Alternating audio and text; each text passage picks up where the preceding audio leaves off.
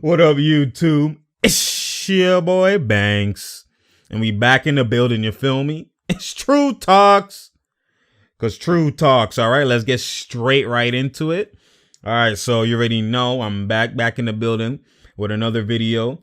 And we're just going to be, talking about this whole ESPN top 100 list and all of this type of stuff. And people are going in an uproar and getting loud and, how's this person here and how's this person here? So you already know what I'm here for, to give man's context.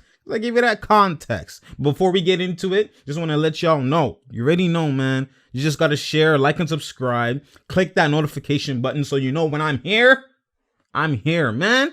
You already know, especially because next week we got a lot coming up. Especially because preseason is about to start. We got training camp. So you already know you don't want to miss the next video. So you already know, turn on that notification button, share, like, and subscribe. Let's get it popping. All right. So anyway, back to schedule programming. So we're going to talk about the ESPN list. So basically what happened with the list is that a lot of people don't have context. People are getting mad, going in an uproar about, like, Klay Thompson's ranked 49, Zion's ranked 42. How can a guy who never played in the NBA already be better than this guy, etc., etc., etc.? It's context, y'all. I normally don't care about no damn list, but at the end of the day, you got to give context about something that you're reading. You don't just talk about stuff without having no IQ and without gaining IQ on it. So basically, these lists that are coming out, because I think Sports Illustrated, all these media outlets, they have lists, right? And the list is to project how they are gonna think the best players are gonna be ranking for the upcoming season. It's not currently what they are. It's the projections on what they think they're going to be during this season, the upcoming season that's starting in October 22nd. So that's what the context is. So it's not this player is better than this player. Now, it's the situation for the season. For instance, like Klay. Klay for the season, he tore in his ACL. So he's not going to come back at best. Probably 9 months. So he's probably like, maybe February, something like that. I don't know. At best, that's what he's going to do. And even then, he's going to take a while to get into groove, etc., etc., etc. All of that type of stuff. So if you have Zion, who's been the whole year he's here, he's just catching lobs and maybe getting 16 points per game, just catching lobs. Projection is that he's going to have a better season and better situation than Klay coming in, especially who needs to get his groove with the injury. It doesn't mean that he's a better player. It's just saying who's going to be the better player for this season. That's what the projections is, okay? So people need to get context with that. So I don't know how you could see Klay with his major injury that could take a year or 2 years to even recover fully from. Obviously, he's a shooter, so he probably will be good. And Klay's a don because he was even playing through bare injuries. So I already know he's still going to be elite. You know what I mean? It'll take him a bit to get his groove in because it's not just the shooting. It's about the fatigue. If you really play the fatigue, the NBA speed, he plays a lot of great defense. You know what I'm saying? So when you have that coming into context, like shooting in practice by yourself is different when you're shooting with fatigue after jogging, stopping and popping. Oh, you just play defense for a while. You're huffing and puffing. Now you're coming to a stop pulling. Like, it's completely different. So he still has to get used to that rhythm and that fatigue factor and that NBA level speed. He still has to regardless. You know what I'm saying? So I just think he'll still don it out, but whatever. I can't be mad at people projecting Zion to be better based off the situation in the season. You get what I'm saying? Because Zion doesn't have to do much. He'll eat in his role, which is pick and roll with Lonzo. Then you still have his fast break. They're gonna push OD on they're gonna push the tempo, especially with Lonzo pushing. Like, there's a lot of fast break. Like, look how he ate just off fast break. You know what I'm saying, with Duke. So anyways, that's the context. Remember, it's projection for the upcoming season, what they think the team, and it's not just projection individually. It's individual matched with team wins and team success. That's what their projections was. It wasn't just individual. They're saying they expect them to kind of put in work and do this, but the reason for the ranking is mainly because where they expect their team to rise or the team to fall within the standings of the conference, etc. So that's what the context is. So that's what I'm giving y'all. You already know. So based off that context, let's go from 30 to 11. Or 30 to 1. So at 30, they have Devin Booker. Their knock is he's been eating and he's been a top 5, top 6, 7 scorer every time. But their knock is, again, their projection is about the wins, right? RPM wins. So that's what their projection is. So they have him at 30 because they don't expect his team to jump OD, but to maybe have a little bit of a jump. You get what I'm saying? That's what they're expecting. Tobias Harris at 29. So they're saying he's gonna have the RPM ram wins is 3.2, right? So then you have Trey Young at 28. That's what they're saying. There's projection 2.3 wins. Then they have Jamal Murray. They have him at 27. Then we got D'Angelo Russell 26. De'Aaron Fox 25. The Kings are gonna surprise some people. We have Mike Conley at 24. Obviously, you know what I mean, he's gonna be on an elite team, but he's not the guy who's gonna wow you with his numbers. So he's gonna be a solid guy, but I can see why 24. Blake Griffin at 23. They expect the wins to go up. They have a question with him. Pascal, they expect to rise. So they say he's at 22. Pascal, they expect him to have a big jump. He had a big jump last year. Now no Kawhi. He's responsible for a lot.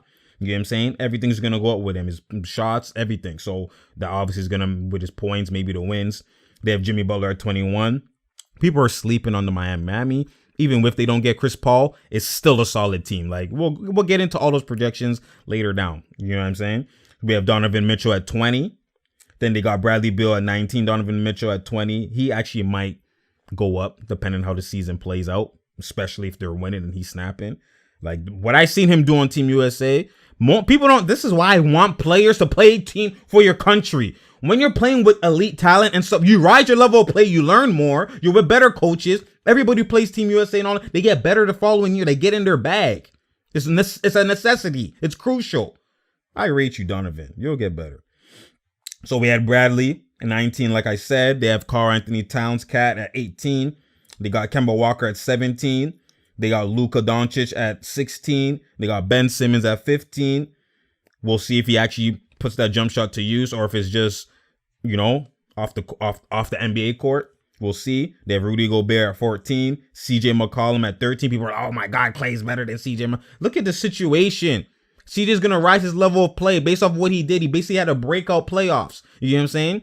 So now he's just going to get better and get better and get better. The team has gotten better. They're good. He's going to be playing all year. He's healthy. You know what I'm saying? He's obviously going to be ranked higher than Clay when Clay's coming off a major injury.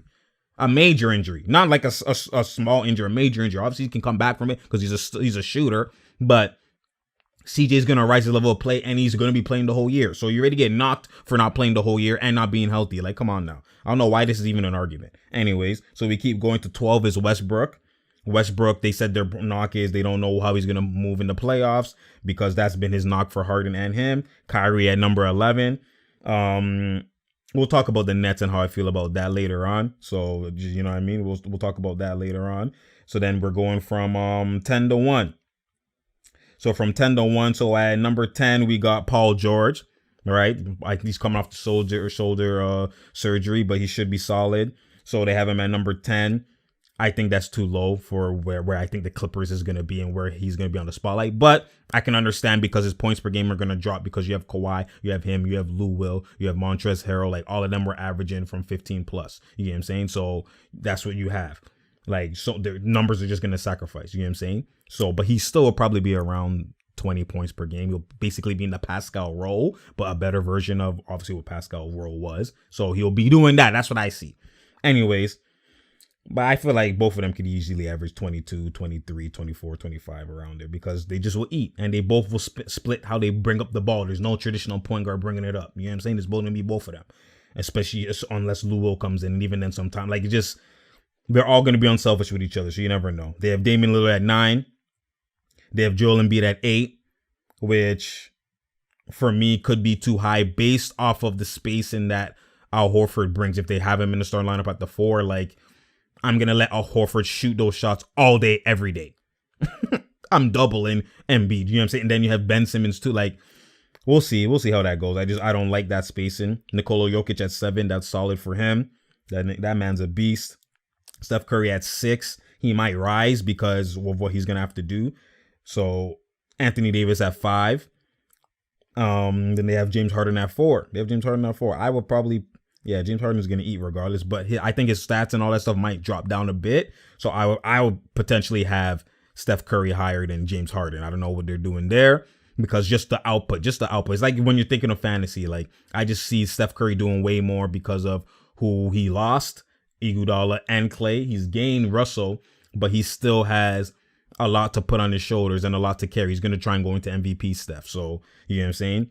So that's 30 points per game, Steph. So I don't know. Harden's his 35 point, whatever points per game that he had might drop because of Westbrook. I don't know. He's going to play off the ball. Like, you know what I mean? It's not guaranteed that he's going to be snapping like that because they're both in a situation where they're both going to sacrifice. So they're both going to be passing the ball more and all that type of stuff. So I don't know why they have James Harden that high, but he always finds a way to eat. He was eating with Chris Paul. So LeBron at number 3 would brought everybody to an uproar, which I don't know why, because at the end of the day, yes, LeBron averaged 27 and all that type of stuff, but he's playing now with 2 bigs. He's playing with Dwight Howard, and he's playing with JaVale, and he's also playing with AD. We don't know how that's gonna mix. We don't know how that's gonna look.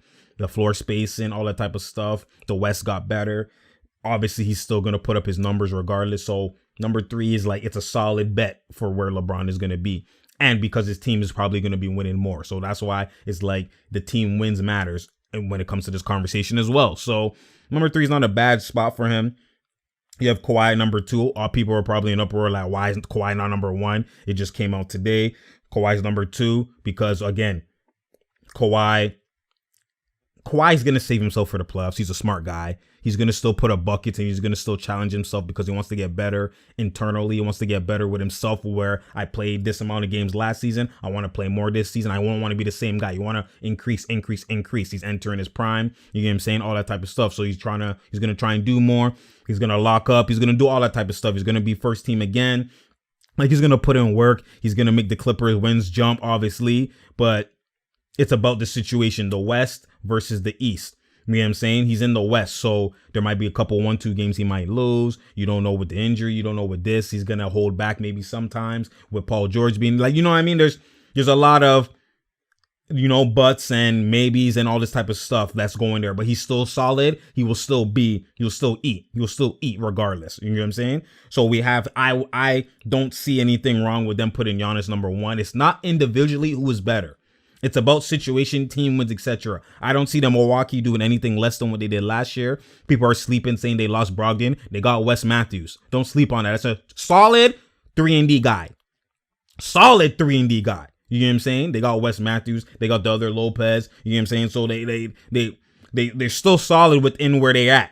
They're still basically the same team. So with the same team, with a year in experience, with Giannis getting more fire, regular season, they're going to dominate. You already know. It's playoffs where it's a big difference. But regular season, they're going to dominate. He still probably might be up for maybe MVP again, back to back, because the situation's not going to change. The East is still, obviously it got a little bit better, but it's still the East. You know what I'm saying? He's still going to have up-tempo games, still have shooters around him, all of that type of stuff. You know what I'm saying? So it's like nothing's going to really change that much. So I understand why they have him at number 1, because Kawhi numbers, he's not going to go for those type of numbers that Giannis is going to get off the season. So Giannis I already know is going to be the number 1 fantasy type of guy. It's just basically, it's like fantasy projections kind of thing.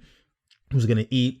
But more context is also team wins. Team wins matter. So I see them going to be threatening for the number 1 seed again for the whole East and the NBA. Like, I don't see anything changing.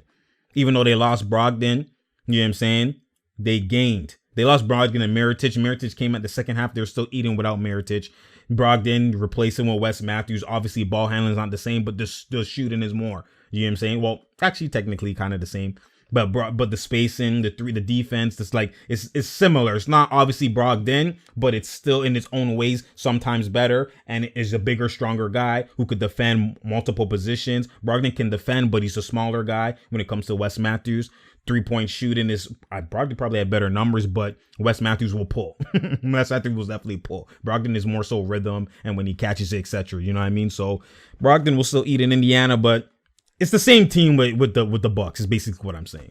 So anyways, that's what we have here. When I see this list, I'm not going to dive too into depth with it because, again, it's potential. Like, it's your own opinion with what you think is going to happen throughout the year. Like, so I'm not really mad at the list, to tell you the truth. I'm not mad at the list. Now, when it comes to my top 5, I'll talk about that next week before preseason.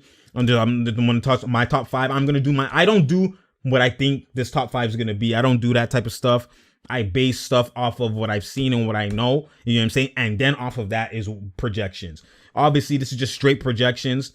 You know what I mean? It's kind of hard to do that because situations change, injuries happen, You don't know what team chemistry. You don't know how this team's going to look. You don't know if this player is going to change his game because he's playing with this player. Like, there's a lot of stuff that go into this that people ignore, and they just kind of do this projection stuff. But these projections aren't that bad. It's not that bad for the situations that's kind of given. So I'm not really mad at it. Again, that's the context. People aren't looking at it like that. They're just, I don't know, maybe they need ratings for some of these things, you know, to talk about, because I don't know how you could see that and read the list and know it's projection for the upcoming season where they stated it multiple times and think that, you know what I mean? Oh, Clay's gonna have a better season than Zion. Like, come on now. We gotta be honest. You just gotta be honest. Anyways, it's True Talks. Because True Talks, you already know. Share, like, and subscribe. Next week is training camp.